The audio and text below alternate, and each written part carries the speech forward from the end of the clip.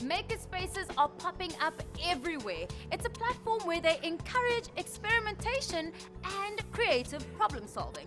Well, we're out at the University of Pretoria today to see the launch of their very own MakerSpace.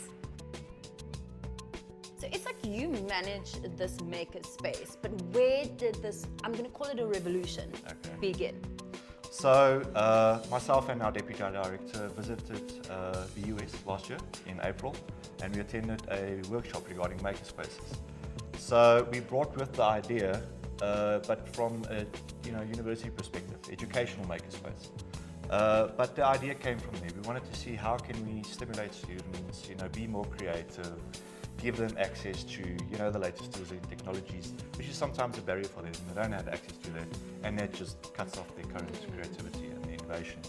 But maker movements, I think, worldwide doesn't necessarily have to be in a university. It doesn't have to be of such a large scale. It's about the collaboration between those disciplines. It can be an architecture student, it can be a mathematical student, and a space for them to get together and to share their knowledge.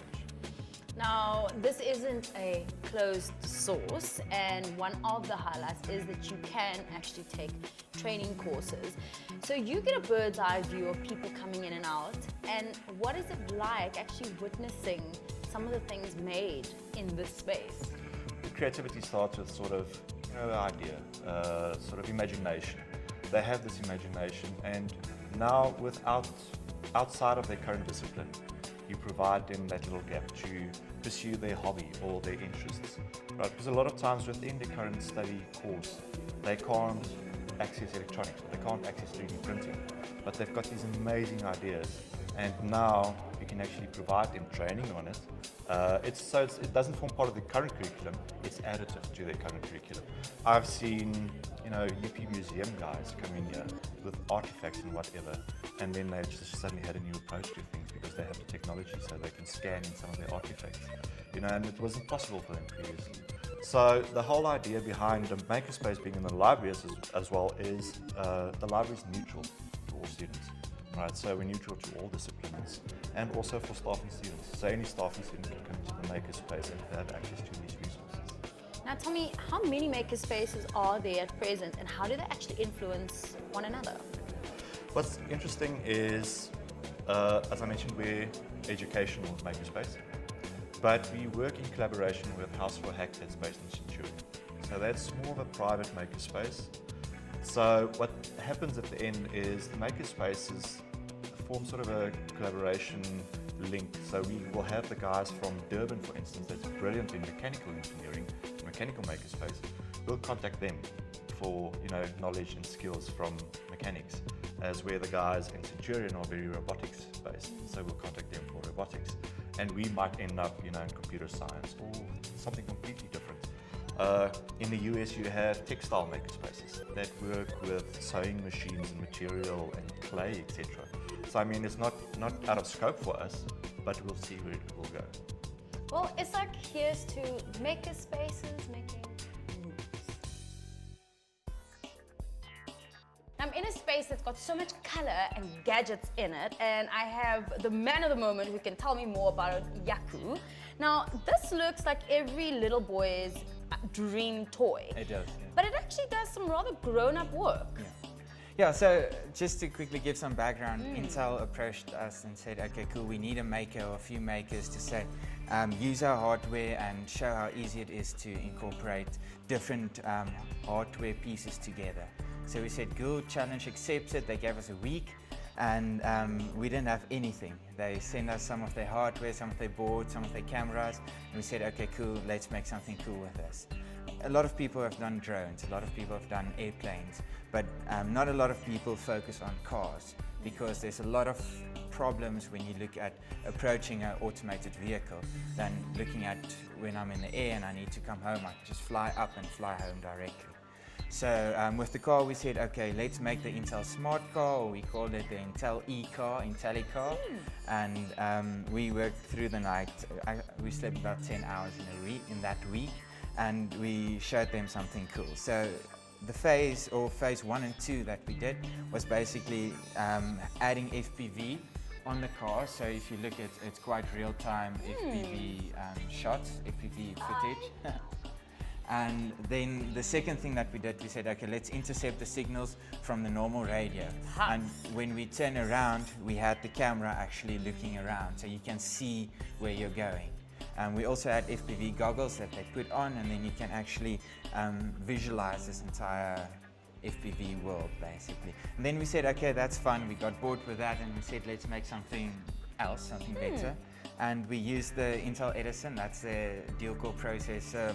It's really in a small package, so the idea was make it wearable. And we said, okay, let's take a hard hat and make the whole thing wearable. So it's just another way to show how easy it is to incorporate with the hardware inside. So in this hat, we've got a head tracker, or IMU, what they call, and it's 9 degrees of freedom that it picks up. It's accelerometer, compass, and magnetometer. And then that values you can use to see, okay, where am I looking at the moment? And we can then say, okay, let's take the camera, we move the camera accordingly.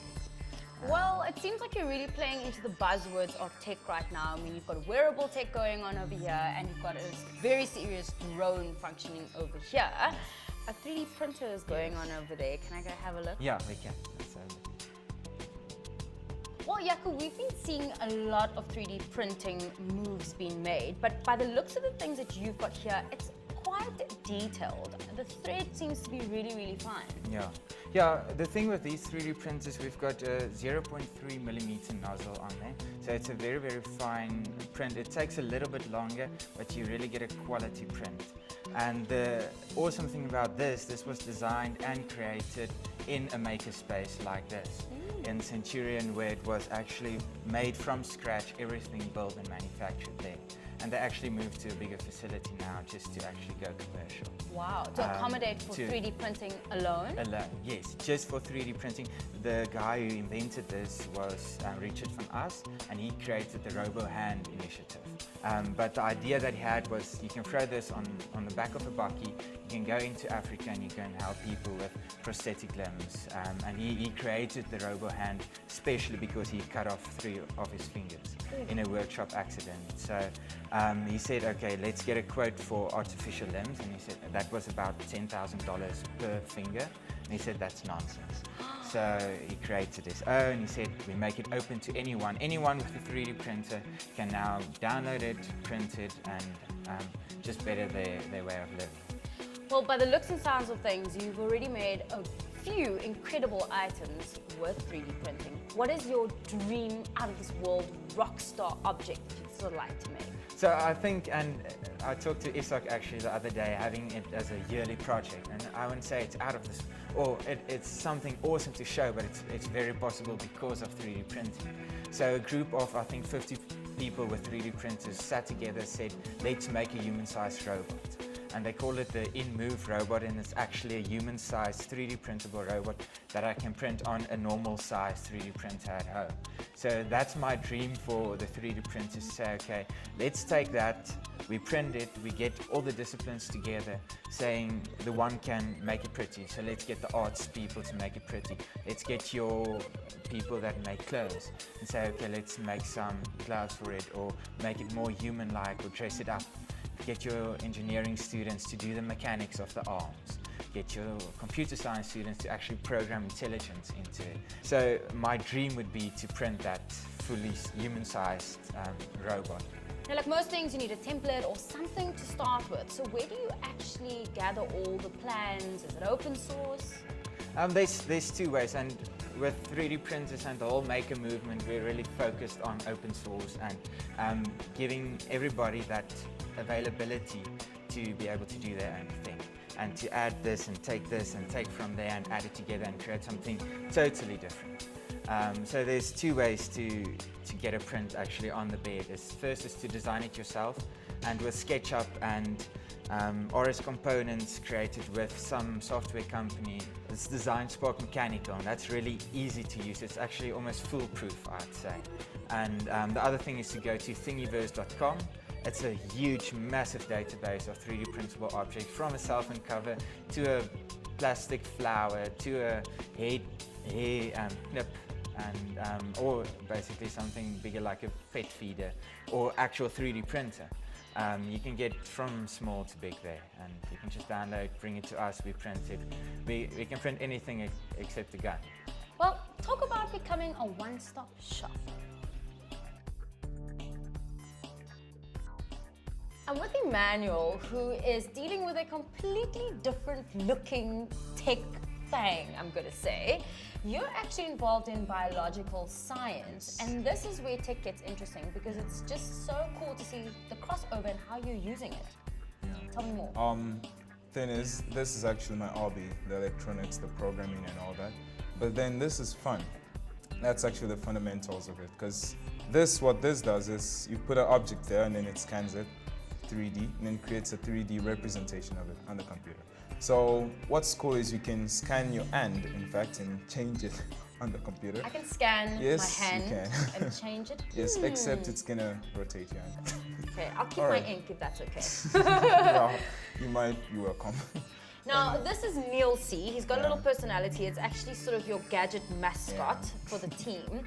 But how exactly do you incorporate it into what you do? Okay, so I've got plans to, after I graduate, incorporate that with this. For example, I know of people that combine programming with medicine.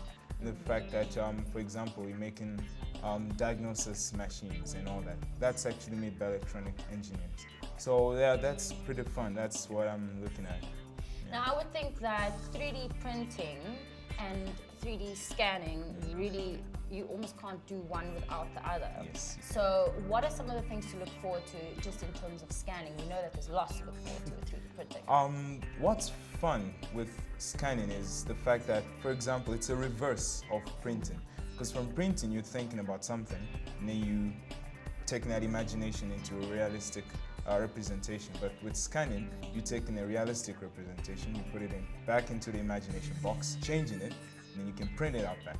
For example, if you do not like the design of your phone, for example, if it's too curved or something, you just scan it, change it on there, and then print it again.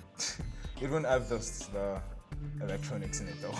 Well, what can I say? Here's to augmenting reality as we know it.